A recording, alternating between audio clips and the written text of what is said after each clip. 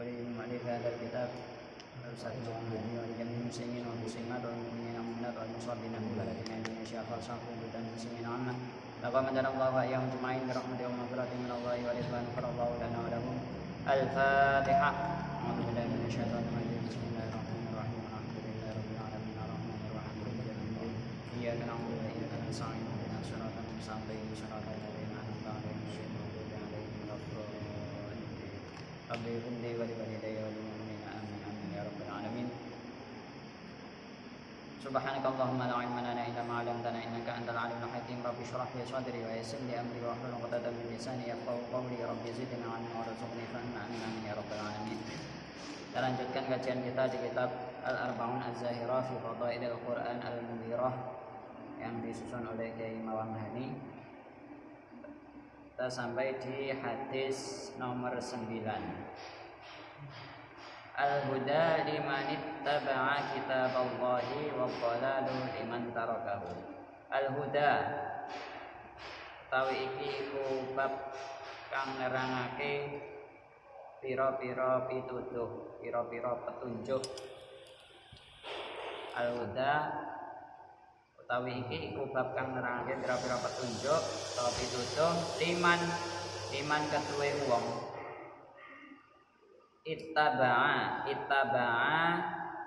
kang manut, ittaba'a kang manut bureni mengikuti sapa man, ittaba'a kang manut bureni utawa mengikuti sapa man kitaballahi ing kitabe Gusti Allah, kitaballahi ing kitabe Gusti Allah.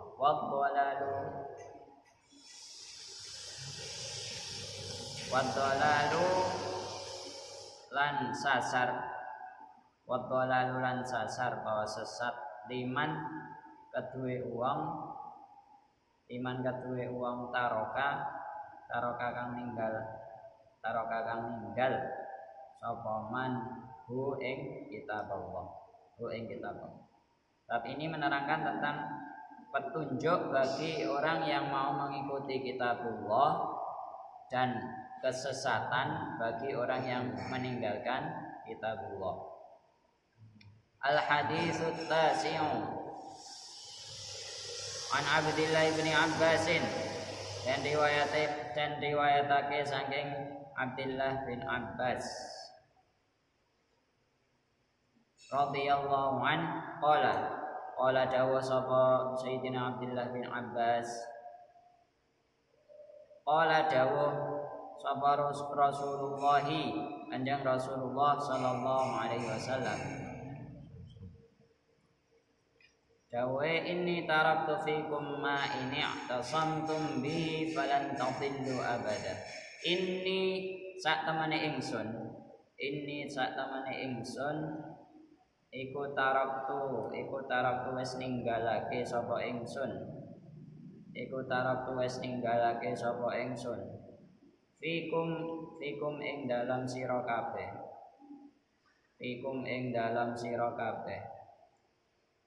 ma ini atasamtum selagine lamun jaga sapa sira kabeh, selagine lamun jaga utawa ngreksa sapa sira kabeh bihi kelawan ma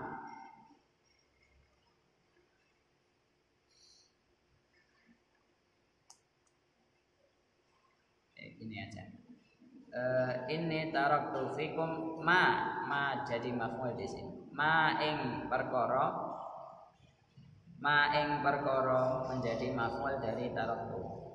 Ini taraktu fikum ma ing perkara ini tasamtum lamun ngreksa sapa sira kabeh bihi kelawan ma ya falan tadillu mongko ora bakal sasar sapa sira kabeh abadan ing dalem sak lawas-lawase.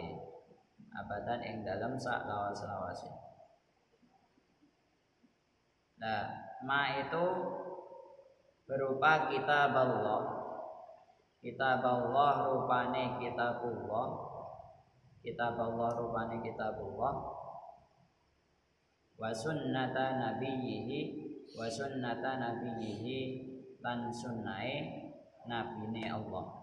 Lan sunnahe nabine Allah Subhanahu wa taala. Di sini menjelaskan tentang pegangan atau pedoman bagi kita umatnya Rasulullah SAW. Hadis ini diriwayatkan oleh Sayyidina Abdullah bin Abbas yang ditulis oleh Imam Al-Hakim dalam kitab Al-Mustadrak dan disahihkan oleh Imam Al-Hakim.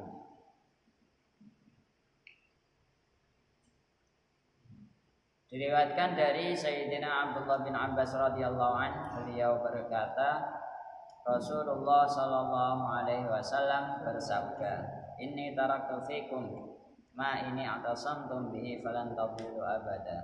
Sesungguhnya aku telah meninggalkan untuk kalian sesuatu yang jika kalian pegang, kalian jaga ini, terus kalian jadikan pedoman, maka kalian tidak akan tersesat selama-lamanya, abada, selama-lamanya.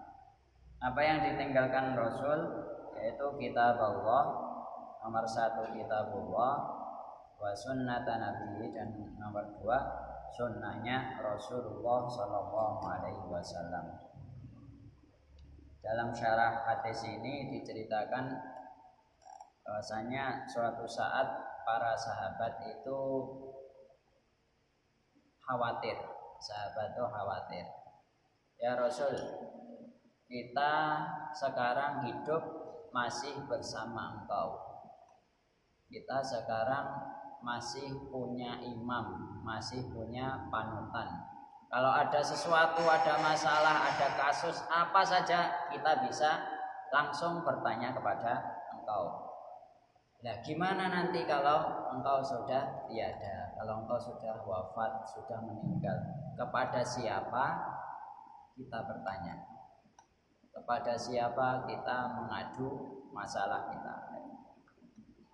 Kemudian di sebuah riwayat yang lain, di syarah yang lain, penjelasan yang lain disebutkan ketika umat Islam ketika itu sudah besar, sudah banyak jumlahnya, kemudian banyak pengikutnya, juga punya pasukan, itu suatu saat setan itu putus asa. Ternyata setan itu juga bisa putus asa. Jadi nggak usah takut dengan setan. Kita yang harusnya lebih unggul daripada setan. Jangan sampai takut ataupun terpengaruh dengan setan. Ketika itu umat Islam sudah banyak pengikutnya, sudah besar, sudah punya pasukan, sudah kompak. Setan itu putus asa. Putus asanya setan gimana? Setan sudah menyerah. Saya sudah bendera putih lah, mengibarkan bendera putih. Dah, saya menyerah. Menyerahnya untuk apa? Setan menyerah karena mereka putus asa terhadap usahanya agar disembah oleh manusia. Jadi dulunya itu sebelum Islam kokoh, setan itu disembah-sembah oleh manusia. Setelah Islam kokoh, banyak pengikutnya, punya pasukan besar, setan mulai putus asa. Udah kayaknya usaha kita ini nggak akan sukses. Misi kita gagal. Misi dalam hal apa? Misi dalam hal ingin disembah oleh manusia, ingin disembah oleh umat Islam ketika itu. Sebelumnya mungkin berhasil, tapi ketika Islam sudah kokoh, setan itu mulai putus asa. Udah misi kita kayaknya gagal. Kita nggak bisa membuat manusia menyembah kita karena ajaran Islam sudah kokoh, bahkan sudah hampir sempurna ketika itu. Maka ketika para sahabat itu khawatir, khawatir siapa nanti yang akan ditanyai oleh Rasul, dikatakan inni taraktu fikum ma ini atasamtum bihi falan tadillu abada. Sungguhnya aku meninggalkan untukmu sesuatu yang ketika kamu jaga, kamu laksanakan, ketika sesuatu ini kamu aplikasikan di kehidupan sehari-hari, falan tadillu abada, maka kalian tidak akan tersesat selama-lamanya selama kalian berpegang terhadap sesuatu ini. Pertama yaitu kitab Allah, kitabnya Allah, yaitu berupa Al-Quran. Yang kedua adalah sunnata nabiyhi, sunnahnya Rasul. Jangan salah, sunnah di sini bukan sunnah hukum fikih, bukan sunnah yang temannya wajib ubah, tapi sunnah di sini adalah perkataan, perbuatan, keputusan, dan juga kebiasaan-kebiasaan dari Nabi Muhammad SAW. Maksudnya sunnah di sini adalah sunnah kebiasaan atau perilaku, perbuatan, perkataan, dan juga keputusan-keputusan dari Nabi Muhammad SAW. Jika kalian berpegang terhadap dua hal ini, insya Allah kalian gak akan tersesat selama-lamanya, meskipun Rasul sudah wafat, sudah meninggal dunia. Nah, salah satu orang yang bertanggung jawab menjaga kitabullah itu siapa? Salah satu orang yang bertanggung jawab menjaga kitabullah itu adalah ini para ulama, para hufadzul Quran, para hamilul Quran, orang-orang yang mempelajari, menghafalkan, terus menafsirkan Al-Quran, itulah yang bertanggung jawab dalam menjaga kitabullah. Jadi kedudukan para hufadzul Quran, para ulama, itu kedudukannya ini menjaga agar kitabullah ini tetap lestari, tetap terjaga ila yaumil qiyamah. Jadi termasuk tugas yang agung sekaligus berat, yaitu para ulama, para hufadzul Quran. Jadi kita nggak bisa memahami Quran hanya lewat pikiran kita sendiri, nggak bisa memahami Quran hanya lewat perasaan kita sendiri, nggak bisa memahami Quran cuma lewat terjemah. Kadang kalau kita baca Quran terus baca terjemahnya, justru terjemahnya ini yang menyesatkan. Jadi jangan sampai menjadikan terjemah itu pegangan. Terjemah itu cuma wawasan, jadikan cuma wawasan saja. Oh, ternyata begini terjemahnya ayatnya begini. Tapi untuk mengambil hukum tidak boleh pakai terjemah.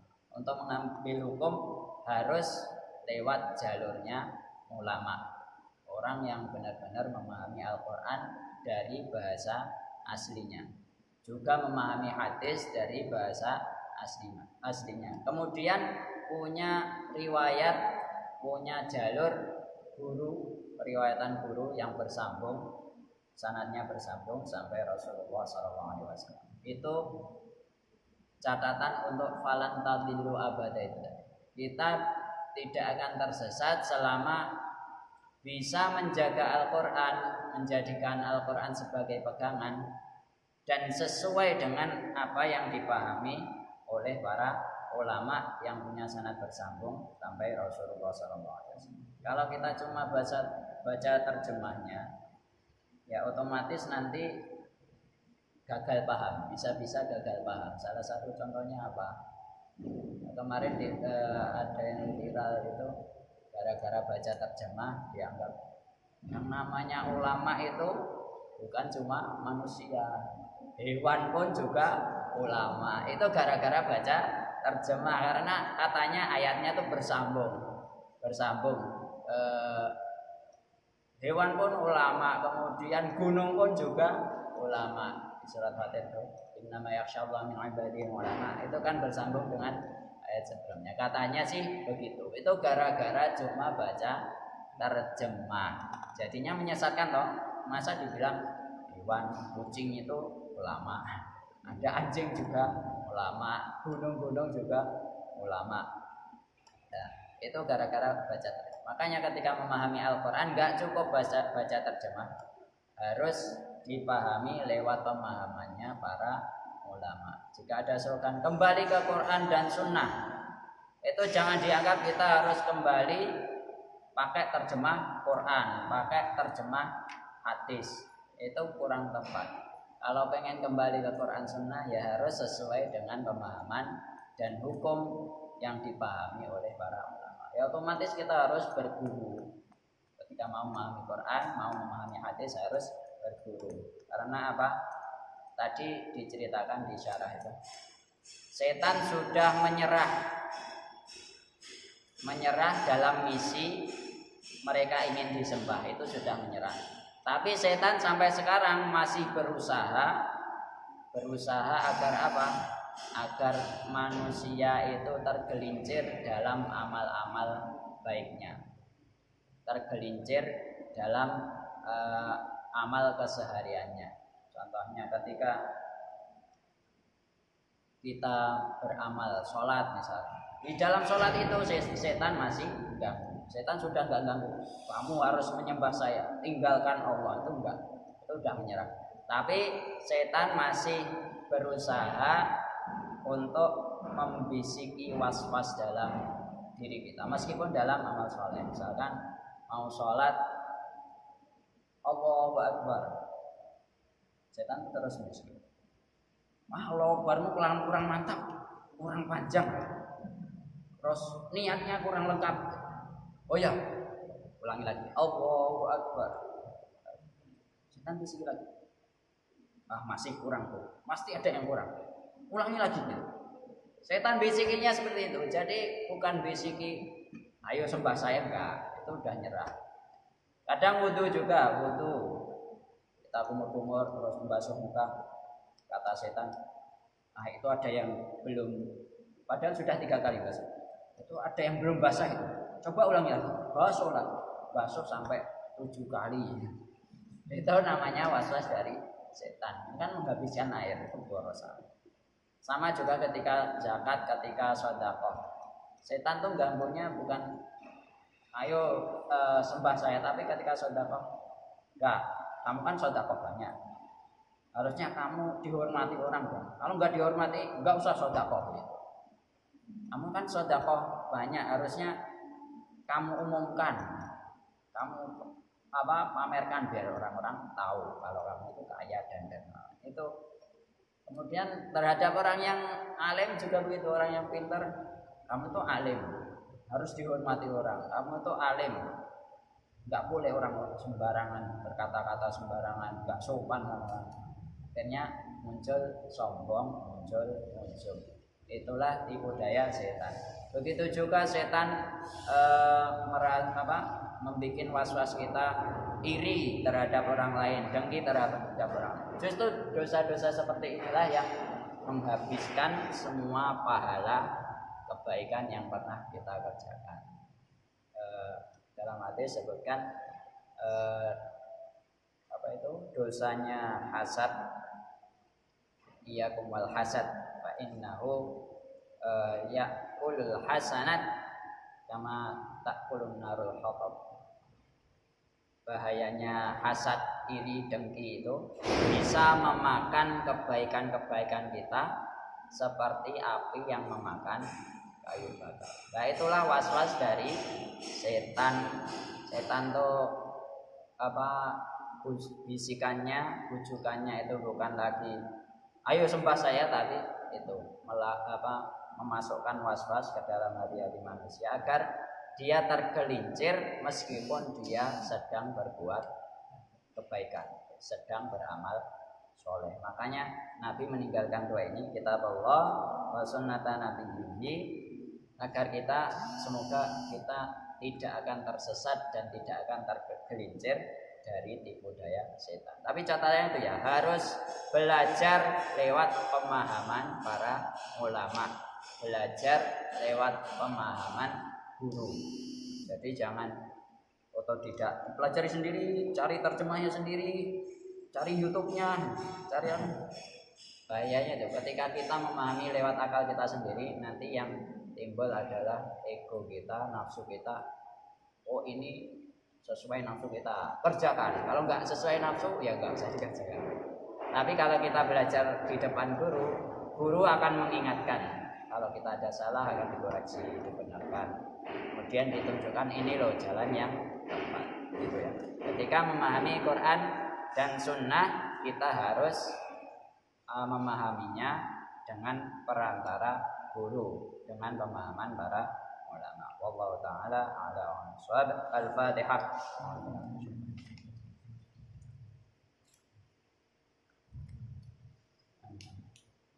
Subhanakallahumma bihamdika asyhadu an la ilaha illa anta astaghfiruka wa atubu ilaik. Billahi taufiq wal hidayah. Afu minkum. Shallallahu ala sayyidina Muhammad wa ala alihi washabbihi wasallam. Assalamualaikum warahmatullahi wabarakatuh.